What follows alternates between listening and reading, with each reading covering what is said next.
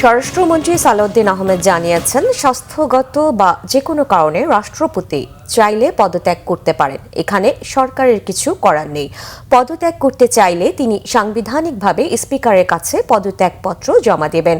অর্থ মন্ত্রণালয়ে কক্সবাজার নিয়ে বৈঠক শেষে সাংবাদিকদের স্বরাষ্ট্রমন্ত্রী জানান, রাষ্ট্রপতি পদত্যাগ নিয়ে গুঞ্জন তো গুঞ্জনই, সেটি ঘটনা হলে সরকার দেখবে। স্বাস্থ্যগত কিংবা অন্য কোনো কারণে রাষ্ট্রপতি পদত্যাগ করতে চাইলে সাংবিধানিকভাবে সেই সুযোগ আছে, কিন্তু পদত্যাগ বিষয়ে সরকার এখনো কিছু জানে না। এখানে সরকারের কোনো পদক্ষেপ নেই। বিদেশে চিকিৎসা নেওয়ার সময় শেখ হাসিনার সাথে রাষ্ট্রপতির ফোনে কথা হয়েছে কিনা বিভিন্ন মহলে এ নিয়ে নানা গুঞ্জনের বিষয়ে স্বরাষ্ট্রমন্ত্রী জানান, তিনি এই বিষয়ে কিছু জানেন না। সালাউদ্দিন আহমেদ জানান, কক্সবাজারকে পর্যটন হাব, আন্তর্জাতিক, রিজিওনাল এবং ক্ষেত্র বিশেষে কমার্শিয়াল হাব হিসেবে গড়ে তোলা হবে। একটি পর্যায়ে কক্সবাজারকে হয়তো সিটি কর্পোরেশনে উন্নীত করা হতে পারে বলেও জানান স্বরাষ্ট্রমন্ত্রী।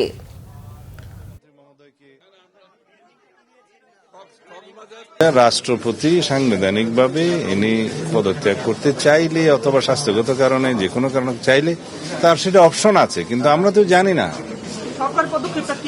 সরকারের কোনো পদক্ষেপ নাই এখানে সরকারের পক্ষ থেকে কিছু বলা হয়নি। আমিও এগুলো পত্রিকায় শুনছি।